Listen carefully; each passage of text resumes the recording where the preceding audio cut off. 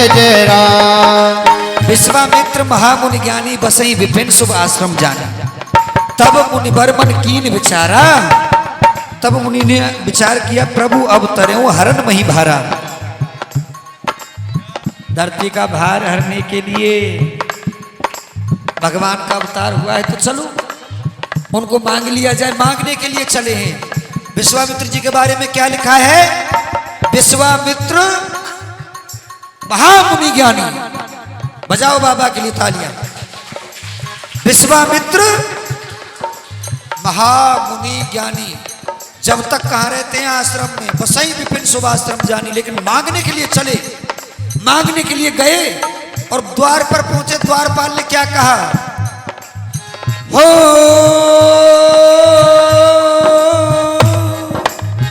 मुनिया गमन सुना जब राजा, मिलन गयऊ ले विप्र समाजा। राम सिया राम जय जय राम।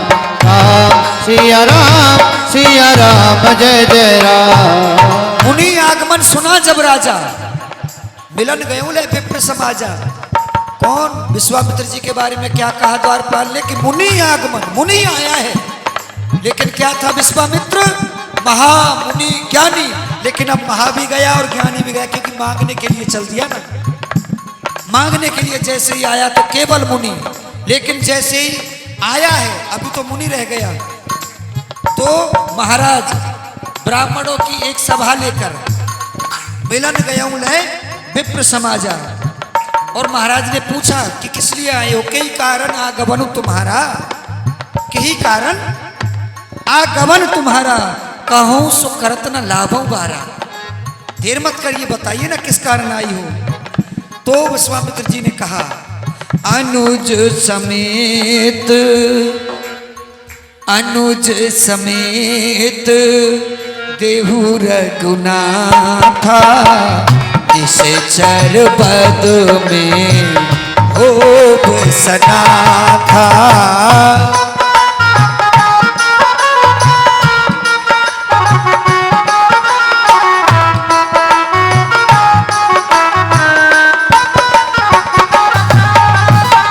चौथे पन पा यऊ सुत चारी, चौथे पन पा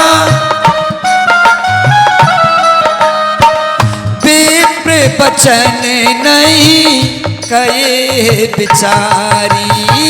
विप्र बचन नहीं कहे बिचारी। श्री राम जय राम जय जय राम। श्री राम जय राम जय जय राम। श्री राम जय राम जय जय राम। श्री राम जय राम जय जय राम। अनुज समेत देहु रघुनाथा, निश्चर बद में होब सना था। अनुज सहित राम जी को मुझे दे दो। तो दशरथ जी ने क्या कहा? कितना सुंदर उत्तर दिया कि चौथे पन पायऊं सुत चारी। बुढ़ापे में जाकर मुझे 4 पुत्र मिले और विप्र वचन नहीं कहूं बिचारी। विप्र वचन नहीं कहूं बिचारी, केवल एक विप्र कह दिया। मांगने के लिए आए और मांगा तो क्या अंतर हो गया कि मांगन गए जो मर गए, मरे जो मांगन जाए।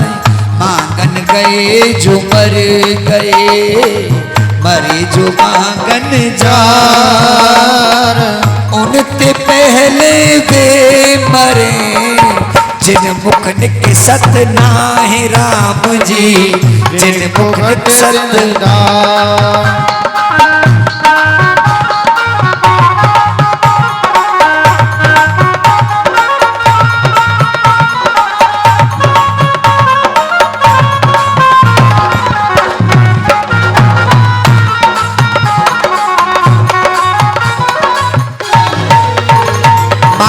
गए जो मर गए, मरे जो मांगन जाए। उनते पहले वे मरे जिन मुख निकसत नाए। द्वार पर कोई आ जाए, वैसे तो कोई आता नहीं, और आ भी जाए तो कभी खाली हाथ मत लौटाना जी, ठीक है?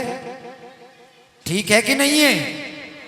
ठीक है तो दोनों हाथ उठाओ और प्रेम से बोलो जय जय श्री राधे श्याम। आज तो काफी कमजोरी आ गई है मुझ में, और आप लोग बीच में राधे राधे नहीं बोलते हो ना। यदि राधे राधे तुमने बोला और मुझ में ताकत आ जाती, आप लोग बोल ही नहीं रहे। पुनः बोलो, ताकत लगा के बोलो, जय जय श्री राधे श्याम। हाँ, ये हुई ना बात।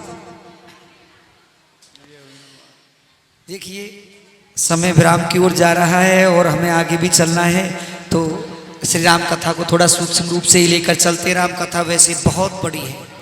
हरि अनंत हरि कथा अनंता, कहाँ ही सुनहि बहुविधि सब संता। राम जी के कथा के बारे में यदि मैं कहूँ ना, अगर राम कथा करने लग जाए तो सालों साल बीत जाएंगी, राम कथा पूर्ण नहीं होगी। और वास्तविकता ये है कि मैं जानता राम कथा के बारे में थोड़ा बहुत हूँ, लेकिन मैं राम कथा करता नहीं हूँ, क्योंकि मेरी मजबूरी है कि ये मर्यादित कथा है और मैं भक्तमाल की और मर्यादित श्री राम जी की कथाएं नहीं कर पाता हूँ, क्योंकि करुणा इतनी ज़्यादा है। कभी कभी मैं ऐसा हो जाता हूँ, आप लोगों की तो पता नहीं है, लेकिन हैं कुछ माताएं ऐसी मेरे दृष्टिकोण में हैं, जो यदि प्रसंग कहीं रोने वाला आ गया ना तो मैं इतना रोने लग जाता हूँ, फिर कथा नहीं। इसीलिए मैं राम कथा और भक्तमाल की कथाएं नहीं कर पाता हूँ, ये मजबूरी है मेरी। वशिष्ठ जी के कहने पर विश्वामित्र जी के साथ राम जी को लक्ष्मण जी को भेज दिया गया। राम जी और लक्ष्मण जी चले, गौतम ऋषि के आश्रम में पहुंचे। वहां भगवान श्री राम जी ने पूछा, प्रभु ये क्या है? रास्ते से जा रहे थे, दंडक वन से होकर निकलना था, तो पहले ताड़का नाम की राक्षसी मिली। भगवान ने एक ही बाण में ताड़का को मारा, फिर गौतम ऋषि की पत्नी अहिल्या का उद्धार किया। गुरु जी की सेवा करते रहे, यज्ञ की रक्षा की।